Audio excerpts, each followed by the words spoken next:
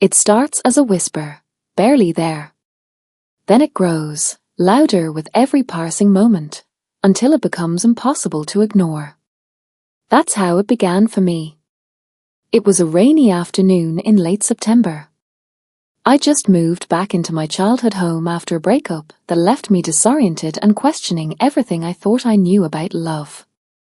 My mother had left the house to me in her will, and though it still smelled faintly of lavender and old pages, it felt more like a museum than a home.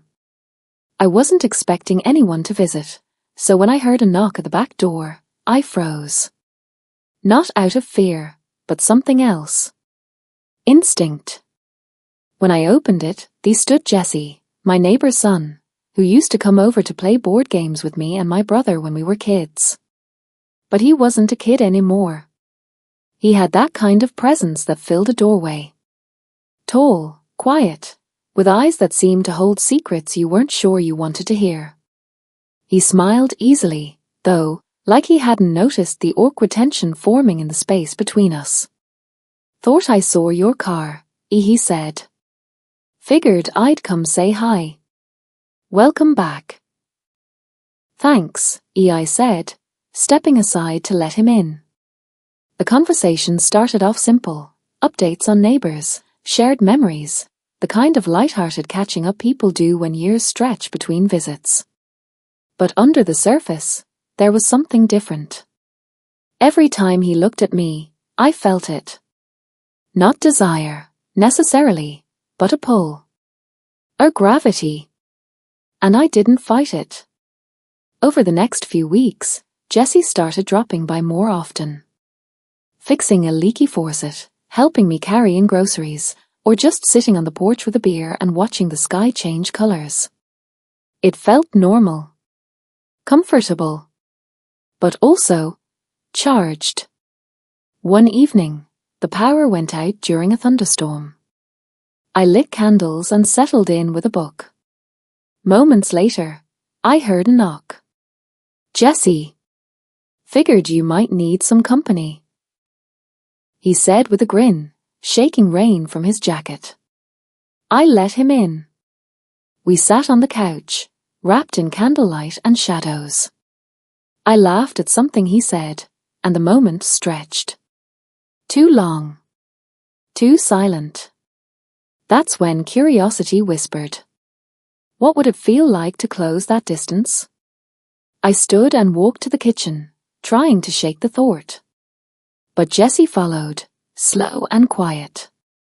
He stood beside me at the counter, his hand brushing mine as I reached for a mug. "You always run when things feel too close?" he asked. His voice was low, not accusing, just observant. "I don't run," I said. "Then what are you doing right now?" I didn't answer. Couldn't. He stepped closer. Not forcefully, just present. "You don't have to be afraid of feeling something again," he said. "Even if it surprises you." I turned to look at him. The flicker of candlelight danced in his eyes, and for a moment, I forgot everything I told myself I needed to protect. "I'm not afraid," I whispered. I wasn't sure if I meant it. Then he did something simple. He reached out and tucked a strand of hair behind my ear. A tiny gesture, but it made my skin spark. I felt my pulse in places I hadn't in months. "You're allowed to want something," he said. "Even if it's not what you planned." The room felt smaller. My thoughts louder. I stepped back, heart racing, but I didn't tell him to leave. Instead, I asked, "If I told you I wasn't ready, but I was curious, what would you do?" He smiled, soft and patient. "Then I'd stay. But I'd let you take the lead." That moment changed everything. Not because anything happened, but because everything almost did. Because for the first time in a long time, I wasn't frozen by fear. I was pulled by something new, possibility. He stayed for a while longer. We talked, laughed. The storm passed. And when he finally stood to leave, he touched my hand lightly. "When you're ready," he said. "Not before." And he walked out the door. Now, every time I pass the kitchen, I remember that night. The candlelight. The closeness. The courage it took to not rush into something, or away from it. Because sometimes, curiosity doesn't lead you to mistakes. Sometimes, it leads you back to yourself. And to the person who sees you, really sees you, even in the dark.